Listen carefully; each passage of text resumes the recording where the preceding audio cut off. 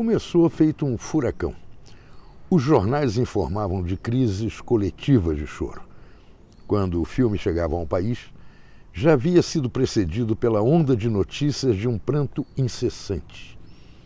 As cidades viviam uma espécie de vigília de lágrimas à espera da chegada do fenômeno. Comentava-se, inclusive, tentativas de suicídio, e não faltaram psicólogos e sociólogos com suas análises do acontecimento. Junto com o filme, chegava o cataclisma do pranto multitudinário. Isso aconteceu lá por 1970 ou 1971 e o Rio de Janeiro, claro, estava na fila da espera. Finalmente veio a confirmação. Love Story tinha a data de estreia marcada. Os que haviam visto o filme no exterior, ou até mesmo quem tinha algum amigo ou conhecido que relatara por carta a história, podiam exibir um motivo exclusivo de orgulho. Eternos estraga-prazeres, os jornais não perderam tempo e contaram o desfecho da história. Havia críticas demolidoras. Quando Love Story enfim chegou ao Rio, todo mundo sabia o suficiente para não precisar mais ir ao cinema.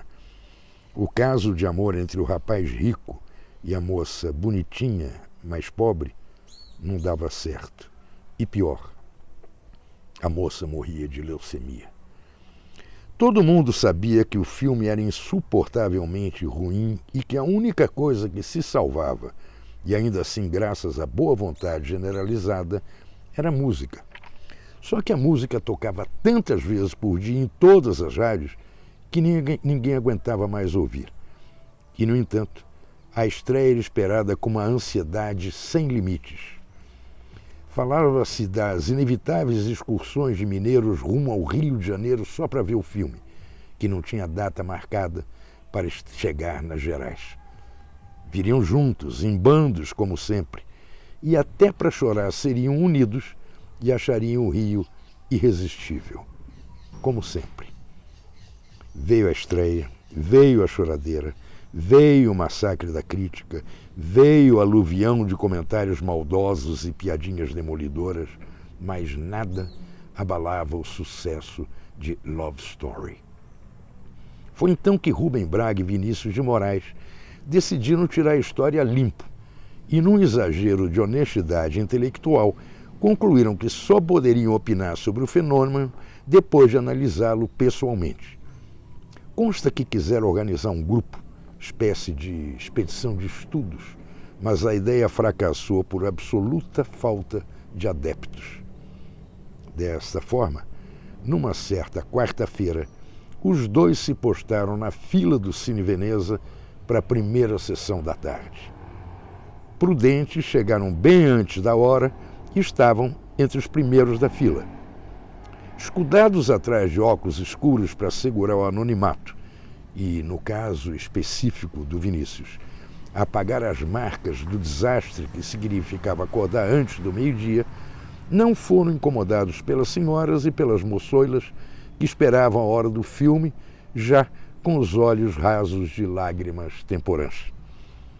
Sentaram-se em posição estratégica e viram como o cinema todo foi se debulhando em lágrimas conforme a idade avançava.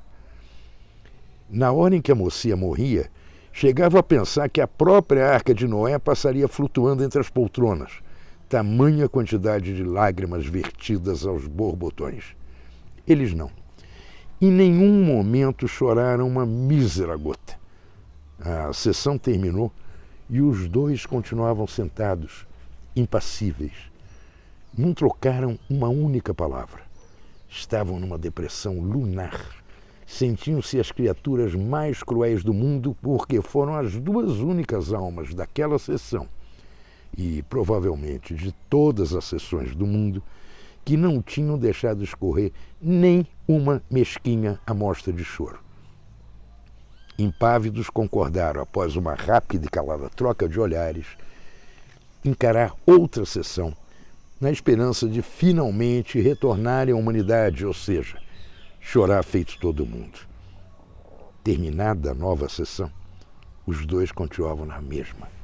Então Vinícius decidiu que era preciso discutir a situação com urgência e serenidade. Não achei nada, não senti nada. O que está vindo comigo? Perguntou em voz baixa. A resposta veio num sussurro angustiado. Sei lá, Vinícius.